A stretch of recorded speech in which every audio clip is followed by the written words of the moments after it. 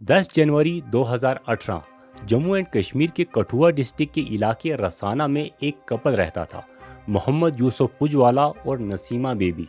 उनकी एक 8 साल की बच्ची थी जिसका नाम आसिफा बानो था। लेकिन आसिफा उनकी अपनी बेटी नहीं थी।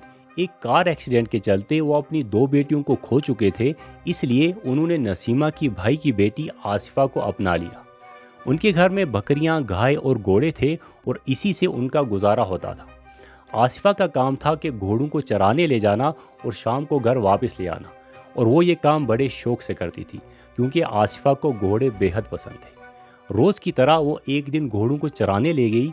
शाम के 4 बजे घोड़े आदतन एक एक करके वापस लौटने लगे, लेकिन आसिफा वापस नहीं आई। ये देख आसिफा की मां डर गई और अपने पति को इसके बारे में इतला की। उन्होंने फ़ौरन कुछ लोगों के साथ मिलकर जंगल में उसकी तलाश शुरू कर दी। पूरी रात ढूंढते रहे, लेकिन आसिफा का कोई पता नहीं चला। जब आप कश्मीर का नाम सुनते हैं तो आपको क्या याद आता है? कुछ लोगों को हरे भरे मैदान और पहाड़ याद आते हैं, और कुछ को खतरनाक वादियां जहां आतंकवाद और बम ब्लास्ट होते हैं। लेकिन कुछ लोग ऐसे भी हैं जो पिछले कुछ साल से जब भी जम्मू एंड कश्मीर के बारे में सोचते हैं तो उन्हें सिर्फ 8 साल की आसिफा याद आती है। 2018 में ना सिर्फ कश्मीर बल्कि पूरा भारत आसिफा के बारे में बात कर रहा था। एकदम डायरेक्ट बोलूं, दिल से बोलूं, आज अपने एक इंसान होने पर शर्म सी आ रही। उसे देखकर पता नहीं आप लोगों को कैसा लगा, बाय गॉड, लेकिन मेरा खून खौल उठा। जो समाज अपनी औरतों को इज्जत नहीं दे सकता, उसे अपने आप को इंसानी समाज कहने का कोई हक नहीं है। ये बात इतनी हाईलाइट हुई कि पावरफुल कंट्रीज और यूनाइटेड नेशंस ने भी इसके बारे में चर्चा की। एक 8 साल की छोटी सी बच्ची एक छोटे से गांव में गायब हो गई, उसके बारे में पूरी दुनिया में बात क्यों हुई? आखिर उस 8 साल की बच्ची के साथ ऐसा हुआ क्या? तो इस वीडियो में हम इस केस पे डिटेल पे बात करेंगे और इसका करंट स्टेटस डिकोड करेंगे। तो चलिए शुरू करते हैं। पूरे 8 दिन रखी, उसको रोटी भी दी, उसको पानी भी नहीं दिया। सोने का टाइम आता तब भी याद आती है, खाना खाने का टाइम आता तब भी याद आती है, जब उसके कपड़े नजर आते तब भी याद आती है, जूते नजर आते तब भी याद आती है। नजायज क्यों किया इसने? क्राइम राजा ने नजायज तो नहीं किया।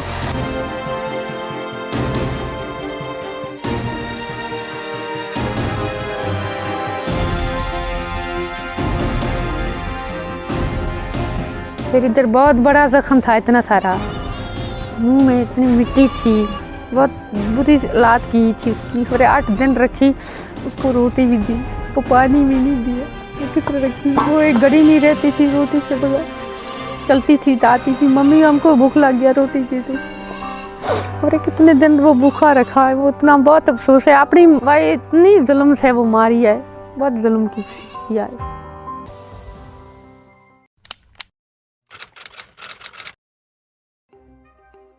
जम्मू एंड कश्मीर अब एक यूनियन टेरिटरी है, लेकिन 2019 तक ये एक स्टेट था। जम्मू और कश्मीर में बहुत फ़र्क है। ज़मीन, कम्युनिटी, कस्टम्स, लाइफस्टाइल सब कुछ अलग है। जम्मू में ज़्यादातर लोग हिंदू हैं और कश्मीर में मुस्लिम्स। लेकिन जम्मू में जहाँ हिंदू मेजॉरिटी है, वहाँ कठुआ डिस्ट्रिक्ट में बकरवाल कम्युनिटी के नोमैडिक मुस्लिम्स भी रहते हैं। जैसे कि आप में से बहुत सारे लोगों को पता होगा कि ये लोग एक जगह पर नहीं रहते, लेकिन कठुआ रीजन के इलाके रसाना में 6 महीने के लिए ज़मीन लीज पर रहकर अपनी बकरी, गाय और घोड़े चराते हैं। इसी तरह मोहम्मद यूसुफ पुजवाला भी अपनी फैमिली को चलाते थे। 10 जनवरी 2018 उनकी बेटी आसिफा घोड़ों को चराने ले गई। शाम के 4 बजे घोड़े खुद ब खुद घर वापस आ गए, लेकिन आसिफा उनके साथ नहीं थी। आखिरी बार आसिफा को 2 बजे के आसपास देखा गया था, लेकिन उसके बाद उसे किसी अपने ने जिंदा नहीं देखा। फाइनली आसिफा के बाप मोहम्मद यूसुफ ने पुलिस स्टेशन में कंप्लेंट फाइल करने का फैसला किया, लेकिन पुलिस ने उनकी कंप्लेंट दर्ज करने से मना कर दिया, बल्कि ये कहा कि जाओ कल आना। आसिफा के पेरेंट्स हैरान हो गए और मजबूरन उन्हें वापस लौटना पड़ा। अगले दिन 12 जनवरी जब वो फिर से पुलिस स्टेशन पहुंचे तो पुलिस ने कहा कि तुम्हारी बेटी किसी के साथ भाग गई होगी, जाके देख कोई लड़का मिसिंग तो नहीं है। आसिफा के माँ बाप ये सुनकर टूट गए, पर कमज़ोर होने की वजह से उन्हें फिर से वहाँ से लौटना पड़ा। पुलिस की इस लापरवाही को देख मोहम्मद यूसुफ ने अपने रिश्तेदारों और पड़ोसियों को जमा किया और हाईवे पे प्रोटेस्ट शुरू कर दिया, जिसके बाद पुलिस ने एक स्पेशल पुलिस ऑफिसर दीपक खजूरिया और एक और पुलिस ऑफिसर को इस केस में अपॉइंट किया, लेकिन कोई भी प्रोग्रेस नहीं हुई। आसिफा के वालिदैन रोज़ाना जहन्नम से गुजर रहे थे।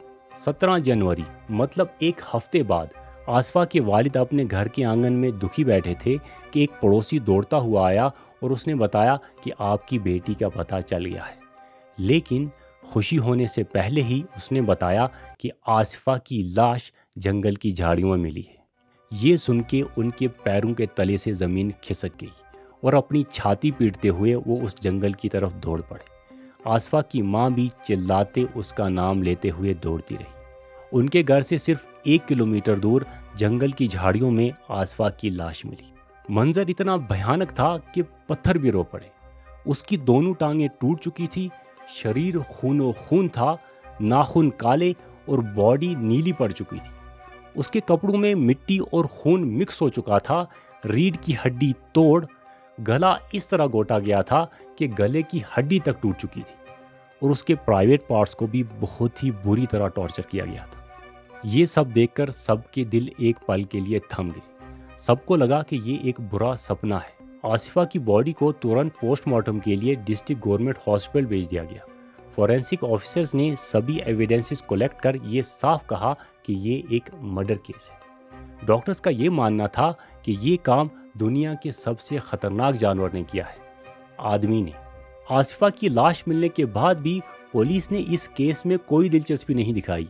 इसलिए 22 जनवरी 2018 को स्टेट गवर्नमेंट के अंडर ये केस क्राइम ब्रांच को हैंडओवर कर दिया गया। क्राइम ब्रांच ने 8 लोगों को अरेस्ट किया, जिनमें से एक मंदिर का पुजारी और एक माइनर था। अब तो ये सुन के बिल्कुल भी शौक नहीं लगता कि एक हीनियस क्राइम एक जुवेनाइल ने किया है। माइनर्स माइनर नहीं रहे। क्राइम ब्रांच पुलिस को इस केस की जांच में काफ़ी रुकावटें आईं। एक तरफ मर्डर लड़की मुस्लिम थी और जिनको अरेस्ट किया गया था वो हिंदू थे, और दूसरी तरफ जो ऑफिसर्स इन्वेस्टिगेशन कर रहे थे वो भी मुस्लिम थे। इसलिए लोगों ने कहा कि ये इन्वेस्टिगेशन सच्चा नहीं है।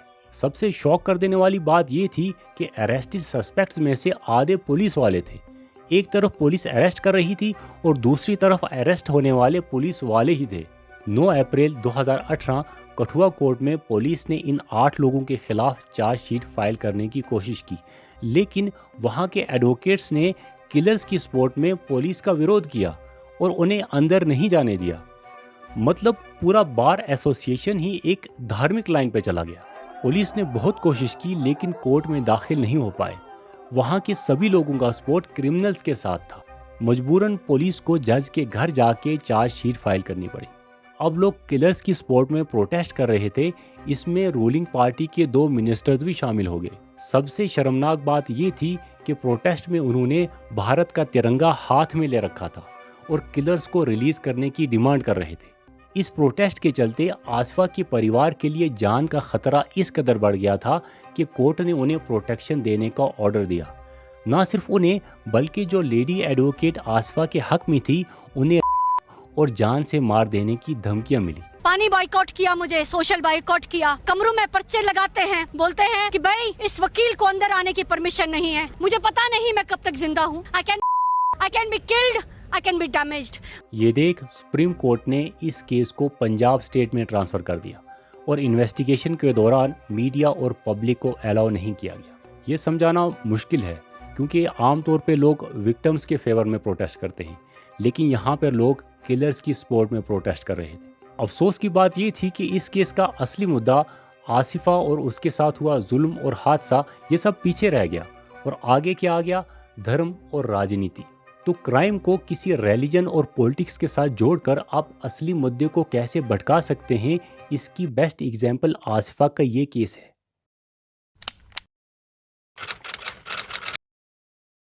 तो अब इसका रूट कॉज ये था कि जैसे मैंने आपको बताया कि कठुआ रीजन के रसाना इलाके में ये लोग हिंदू लोगों से ज़मीन लीज पर लेकर अपने जानवर चराया करते थे। जो बकरवाल लोग हमेशा लीज पे ज़मीन लिया करते थे, उन्होंने कुछ पैसे बचाना शुरू किया और कुछ टाइम बाद वहाँ ज़मीन खरीदने लगे। आसिफा का परिवार भी इन लोगों में से था, लेकिन कुछ लोगों को ये बात हजम नहीं हुई। उनका मानना था कि इन माइनॉरिटीज़ को यहाँ से भगा देना चाहिए और इसके चलते कई बार उनके बीच में कहासुनी भी हुई। उन्होंने हिंदू लोगों से कहा कि इन बकरवाल लोगों को ज़मीन पे लीज देना बंद करो इनमें से एक जो बकरवाल समुदाय के अगेंस्ट बहुत सीरियसली काम कर रहा था वो था सांजी राम, एक रिटायर्ड गवर्नमेंट ऑफिसर जो कि वहाँ के देवी स्थान का मंदिर का पुजारी था। उसके दिल में इन बकरवाल लोगों के लिए बेहद नफरत थी और उन्हें सबक सिखाना चाहता था। मतलब कुछ ऐसा किया जाए ताकि ये बकरवाला समुदाय डर जाएं, घबरा जाएं और खुद ही कठुआ का ये इलाका छोड़कर भाग जाएं। इसी दौरान जब ये सब चल रहा था उसने नोटिस किया कि आसिफा वहाँ रोजाना घोड़े चराने आती है। सांजीराम ने नफरत की आग में 8 साल की आसिफा को किडनैप करके मार देने का प्लान बनाया। 7 जनवरी 2018 सांजीराम ने अपने भांजे को, जो कि उसके साथ ही रहता था, बुलाया। लड़का नाबालिग था लेकिन सब समझता था। सांजीराम ने उसे बुलाया और कहा कि उनके घर के पास वाले जंगल में एक लड़की रोजाना घोड़े चराने आती है, उसे किडनैप करना है। इस काम के लिए सांजीराम ने अपने भांजे के दोस्त परवेश कुमार को भी इस प्लान में शामिल किया। 8 जनवरी को उस माइनर लड़के ने परवेश कुमार के साथ मिलकर ये प्लान बनाना शुरू किया। अगले दिन 9 जनवरी को उन दोनों ने कुछ बेहोशी की गोलियां खरीदी। 10 जनवरी की दोपहर को उन्होंने आसिफा को जंगल में देखा। उन्होंने आसिफा को बिना बताए घोड़ों को दूसरी तरफ भगा दिया। कुछ मिनट बाद आसिफा अपने घोड़ों को ढूंढने लगी। उस वक्त दोपहर के ठीक 2 बजे थे जब आसिफा एक औरत से अपने घोड़ों के बारे में पूछने लगी। थोड़ी देर बाद वो आसिफा के पास गए और कहा, तुम अपने घोड़ों को ढूंढ रही हो, हमें पता है कि वो कहाँ हैं, आओ हम तुम्हें दिखाते हैं। ये कहकर वो उसे जंगल में ले गए। जब वो उसे ले जा रहे थे तो उन्होंने सांजीराम को कॉल करके ये बताया कि लड़की को किडनैप कर लिया है। आसिफा ये सुनकर डर गई, लेकिन उसके भागने से पहले ही उन्होंने उसके सर पे जोर से वार किया और ज़बरदस्ती उसके मुंह में बेहोशी की गोलियां डाल दी। आसिफा को बेहोश देख उन दोनों ने बिना कुछ सोचे समझे कि वो सिर्फ एक 8 साल की छोटी बच्ची है, उसका वहीं कर दिया। उसके बाद आसिफा को उठाकर वो मंदिर में ले गए जहां सांजीराम उनका इंतज़ार कर रहा था और मंदिर के बेसमेंट में उसे छुपा दिया। इस घटिया जुर्म में सबसे बुरा ये था कि आसिफा के होश में आने से पहले उन्होंने उसकी दोनों टांगें तोड़ दी ताकि वो भाग ना सके। अगर मंदिर में खून या पेशाब इधर उधर गिर जाता तो पकड़े जा सकते थे, इसलिए उन्होंने एक प्लास्टिक का कवर बिछाया, आसिफा को उसके ऊपर रख उसकी दोनों टांगें तोड़ दी। 11 जनवरी सांजीराम के भांजे ने सांजीराम के बेटे विशाल जगोत्रा को कॉल किया, जो कि मीरठ उत्तर प्रदेश में बीएससी कर रहा था। उसने विशाल को बताया कि हमारे पास एक 8 साल की लड़की है और अगर वो अपनी हवस बुझाना चाहता है तो आ जाए। वो दरिंदा जो अपने बाप ही जैसा था, अगले ही दिन 12 जनवरी को सुबह 6 बजे वहाँ पहुँच गया। आपको मैं बता दूं कि मीरठ और कठुआ के बीच का सफ़र लगभग 500 किलोमीटर का है, तब भी वो इस काम के लिए वहाँ पहुँचा। जब वो सांजीराम के साथ मंदिर की बेसमेंट में गया तो वहाँ भूख से तड़पती आसिफा को फिर से 3 बेहोशी की गोलियाँ दी और फिर लगातार रात भर करते रहे।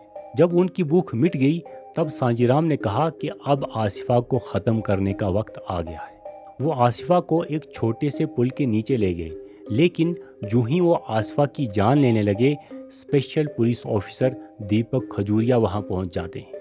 वही दीपक खजूरिया जिसे पुलिस ने आसिफा को ढूंढने के लिए अपॉइंट किया था। तो जो ही उन्होंने पुलिस ऑफिसर दीपक खजूरिया को देखा तो वो बिना डर के मुस्कुराए। दीपक खजूरिया ने कहा कि उसे फिर से आखिरी बार आसिफा का करना है। हाँ, उस पुलिस वाले को पहले से ही सब कुछ पता था और वो भी इस घिनौने क्राइम में शामिल था। अब आप समझ सकते होंगे कि क्यों पुलिस वालों ने आसिफा के माँ बाप के साथ वैसा बर्ताव किया था। जब सब कुछ ख़त्म हो गया तो दीपक खजूरिया ने आसिफा का गला घोंटकर मारने की कोशिश की, लेकिन आसिफा की जान नहीं निकली। तो फिर सांजीराम के भांजे ने आसिफा की कमर पर पैर रख के उसके स्कार्फ से उसका गला इतने ज़ोर से घोंटा कि उसके गले की हड्डी तक टूट गई। फिर उसने एक भारी पत्थर उठाया और 2 बार आसिफा के सर पे दे मारा। अब आसिफा मर चुकी थी। 4 से 5 दिन तक उन्होंने उस बेचारी को कुछ भी खाने को नहीं दिया, बस बेहोश रखकर उसका गैंग करते रहे। आसिफा के पिता जो अपनी बेटी को हर जगह ढूंढ रहे थे वो वहाँ भी आए, पर उन्होंने मंदिर के अंदर ढूंढने की कोशिश नहीं की। जब उनसे पूछा गया कि आपने मंदिर के अंदर क्यों नहीं देखा, तो उन्होंने कहा कि मंदिर एक पवित्र जगह है और मैंने कभी नहीं सोचा था कि कोई आसिफा को वहाँ छुपाएगा। उनकी बेटी मंदिर के अंदर अपनी जान के लिए लड़ रही थी और वो बस कुछ ही कदम दूर अपनी बेटी के बारे में पूछ रहे थे। ये सोचकर कोई भी अपने आंसू नहीं रोक पाएगा। इस केस में बहुत बड़े लॉयर्स उन किलर्स की सपोर्ट में थे। उन्होंने सांजीराम के भांजे को एक लौता कातिल दिखाने की कोशिश की। उनका सोचना ये था कि अगर सांजीराम के भांजे को कातिल ठहराया गया तो वो जुवेनाइल होने की वजह से छूट जाएगा। लेकिन जब इन्वेस्टिगेशन हुई तो एक एक करके सब पकड़े गए। सांजीराम, जो इस सब का मास्टरमाइंड था, उसने कन्फेस किया कि ये सब उसने बकरवाल लोगों को रसाना से भगाने के लिए किया था। इस केस में 8 लोगों को अरेस्ट किया गया। मंदिर का पुजारी सांजीराम, उसका बेटा विशाल, एसपीओ दीपक खजूरिया, परवेश कुमार और सांजीराम का अंडर एज भांजा। उसके बाद head constable Tilak Raj, sub inspector Arvind Dutta और एक और पुलिस ऑफिसर सुरेश वर्मा भी अरेस्ट हुआ, क्योंकि ये एविडेंसेस को मिटाने और किलर्स की मदद करने में इन्वॉल्व थे। सांजीराम के भांजे को जुवेनाइल होने की वजह से चिल्ड्रंस रिफॉर्मेटरी स्कूल भेज दिया गया। आपको मैं बता दूं कि ये वही लड़का है जिसने सबसे पहले और आखिर में भी आसिफा का किया था, और फिर बाद में गला घोटने के बाद पत्थर मार मार के जान लेने वाला यही था। इस दुनिया में क्राइम करने के लिए वक्त, जगह और उम्र की ज़रूरत नहीं होती, लेकिन पुनिशमेंट के लिए ज़रूर होती है। 10 जून 2019 को बाकी सबको भी उनका जजमेंट मिला। विशाल को इनसफिशिएंट एविडेंसेस की बिना पे रिलीज़ कर दिया गया, लेकिन सांजीराम, दीपक खुजारिया और परवेश कुमार को एक माइनर लड़की को किडनैप और मर्डर करने के जुर्म में 25 साल की सज़ा और 1 लाख रुपया जुर्माना हुआ। Head constable Tilak Raj, sub inspector Arvind Dutta और पुलिस ऑफिसर सुरेश वर्मा को 5 साल की सज़ा सुनाई गई। इन तीनों ने आसिफा के कपड़े धो के फॉरेंसिक टीम को दिए थे और बाकी क्रूशियल एविडेंसेस को भी तबाह करने की कोशिश की। इस काम को करने के लिए सांजीराम ने इन्हें लाखों की रिश्वत दी थी, लेकिन फॉरेंसिक टीम ने स्मार्टली काम किया और बाकी एविडेंसेस के जरिए ये साबित कर दिया कि ये काम मंदिर में हुआ था और उस मासूम लड़की को कैसे मारा गया। आसिफा के फाइनल रिचुअल्स के लिए उसके गांव के लोगों ने विरोध किया, लेकिन कम्युनल टेंशन्स के चलते उसका जनाजा एक दूसरे गांव में किया गया, जो कि वहां से 7 किलोमीटर दूर था। पर यह केस यहीं ख़त्म नहीं हुआ। 22 अक्टूबर 2019 को जम्मू कोर्ट में जो एविडेंसेस थे, उस आधार पर क्राइम ब्रांच पुलिस के अगेंस्ट FIR फाइल किया गया, जिन्होंने इस केस की इन्वेस्टिगेशन की थी। इसका रीज़न ये था कि उन्होंने सांजीराम के बेटे विशाल के फेवर में फेक एविडेंसेस क्रिएट किए और उसे बचने दिया। विशाल के मुताबिक वो उस वक्त मेरठ में अपना एग्ज़ाम दे रहा था, लेकिन उसका सिग्नेचर एग्ज़ाम पेपर के सिग्नेचर से मैच नहीं हुआ। ये जांच सेंट्रल फॉरेंसिक साइंस लेबॉर्ट्री ने की। विशाल ने जिस एग्ज़ाम का हवाला दिया वो 15 जनवरी 2018 को हुआ था। उस वक्त विशाल कठुआ से मेरठ लौट रहा था। पुलिस के मुताबिक विशाल ने अपनी किसी दोस्त की मदद से वहां साइन करवा दिया, फिर वहां पहुंचकर किसी ऑफिशियल की मदद से एग्ज़ाम पेपर फिल किया, फिर बाकी आंसर शीट्स में अपनी आंसर शीट्स मिला दी। ये काम करने के लिए सांजीराम ने कॉलेज के कुछ अधिकारियों को रिश्वत दी थी। और मैं आपको बता दूं, वो जो माइनर लड़का था जिसकी उम्र सिर्फ 15 साल बताई जा रही थी, जब उसका मेडिकल टेस्ट हुआ तो पता चला कि वो 19 से 23 साल का है। लेकिन उन दोनों का करंट स्टेटस यही है कि विशाल को बरी कर दिया गया है और उस माइनर लड़के को जुवेनाइल की तरह ट्रीट किया जा रहा है। ये केस जनवरी 2018 में हुआ था, लेकिन अप्रैल तक चार्जशीट कोर्ट में फाइल नहीं हुई थी। तब तक कठुआ एरिया के अलावा किसी को इस केस के बारे में नहीं पता था। अप्रैल में ये न्यूज़ बाहर आनी शुरू हुई, लेकिन जम्मू की मीडिया ने इस पे ज़्यादा ध्यान नहीं दिया। लेकिन कश्मीर में ये न्यूज़ आग की तरह फैली और लोगों ने प्रोटेस्ट करना शुरू किया। सोशल मीडिया पे justice for Asifa tag viral हुआ। इंडिया में बिना किसी रिलीजन, कास्ट, कम्युनिटी या लैंग्वेज के भेदभाव के सब ने आसिफा के लिए आवाज़ उठाई। इस न्यूज़ ने पूरे देश के साथ साथ इंटरनेशनल लेवल पर भी ध्यान खींचा। IMF चीफ क्रिस्टीन लगाडे और UN secretary general Antonio gutters जैसे बड़े लोगों ने भी आसिफा के लिए जस्टिस की डिमांड की। इस केस को इंटरनेशनल मीडिया ने भी एक्सटेंसिवली कवर किया।